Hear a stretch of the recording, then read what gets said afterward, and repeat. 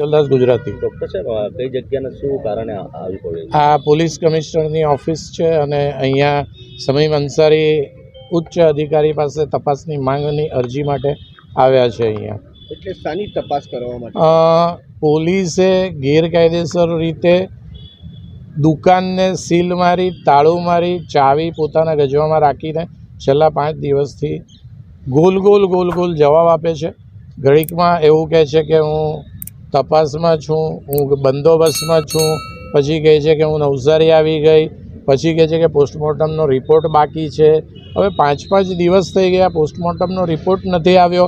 A as a medico legal adviser મગજમાં બેસતું નથી. અને બીજી વસ્તુ છે, દારૂ પકડાય છે, ગાંજો પકડાય છે, આટલી બધી વસ્તુ પકડાય છે, કોઈ દિવસ જગ્યા સીલ થતી નથી. તો આ મેટરની અંદર જગ્યા કયા આધારે સીલ થાય છે એ પ્રશ્ન ઊભો થાય અને એ એક ગેરકાયદેસર અને પોલીસની સત્તા કે હકની વિરુદ્ધનું કૃત્ય છે. કેટલું યોગ્ય છે આ પોલીસ આવી કાર્યવાહી કરે છે? બિલકુલ ગેરકાયદેસર છે. ઉચ્ચ અધિકારીઓ જો આની ઉપર કાર્યવાહી ના કરે તો અમે કોર્ટમાં પણ જઈશું અને 100% જઈશું. પોલીસ ગઢવી સાહેબને તમે રજૂઆત કરી કઈ આવશે?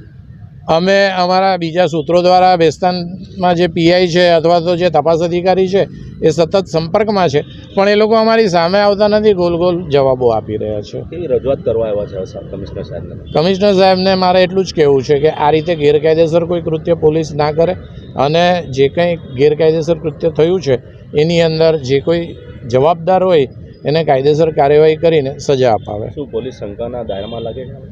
પોલીસ 100% શંકાના દાયરામાં છે. દવાખાનું કે દુકાન જે કંઈ વસ્તુ છે એ સીલ કરીને ચાવી પોતાના ગજવામાં મૂકીને બહુ મોટા તોડના ઇન્ટેન્શનથી આ કામ થઈ રહ્યું છે. પીએસઆઈની અધિકારી દ્વારા તપાસ કરવામાં આવી છે. આ પીએસઆઈ છે તમન્નાબેન યાદવ કરીને છે કોઈ, અને એમની નિમણૂક થઈ છે આના તપાસ અધિકારી તરીકે. બાકી વધુ તો ડિપાર્ટમેન્ટ જાણે, કારણ કે તપાસ અધિકારી નિમણૂક કરવું એ કોઈ કાયદેસર નથી, એ ડિપાર્ટમેન્ટનું કામ છે. એટલે આજે એ છે, કાલે બદલી પણ નાખે અને અમને જૂઠા પણ પાડી શકે. ગરીબ નવાજનગર, હું ભીંડી બજાર, સુરત. આજે અહીંયા કેમ આવવું પડ્યું તમારે? મને પીઆઈ બેસ્તાન અને જેટલા પણ તપાસ અધિકારી છે એના વિરુદ્ધ કેસ કરવું છે. શું બન્યું હતું કે તમારે એ લોકો ઉપર ફરિયાદ કરવી છે? બાળકીને મૃત્યુ થયું, ત્યારબાદ પોલીસવાળાએ ઈડી કરીને ગેરકાયદેસર દુકાન આવીને તાળું માર્યું અને સીલ કરીને ચાવી હાથે લઈ ગઈ.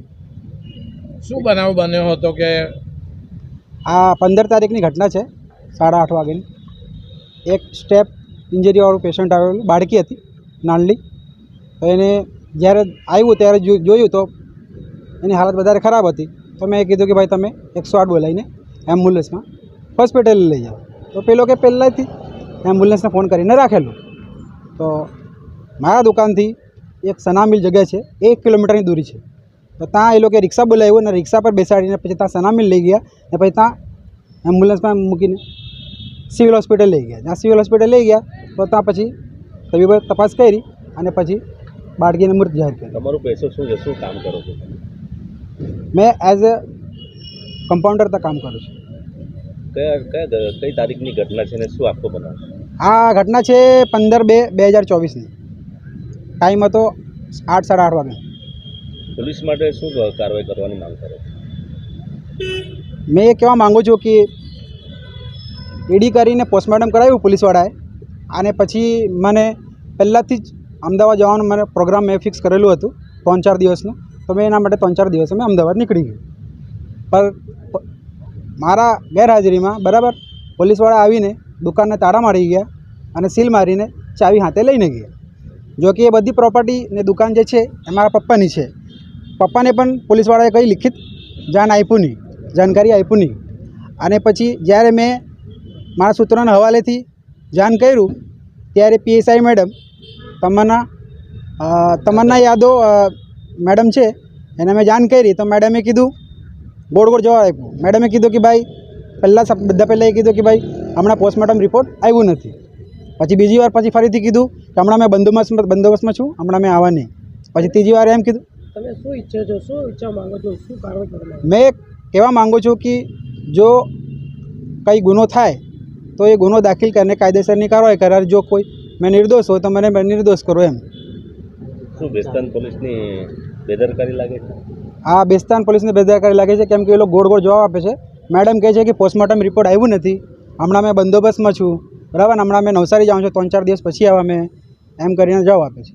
મેં શું કહ્યું? કમિશનર ઓફિસ પર. મને આવી છે કે મારા દુકાનમાં જે તાળા મારીને ગેરકાયદેસર ચાવી પોલીસવાળા સીલ મારીને ચાવી હાથે લઈ ગયા છે, એની બાબત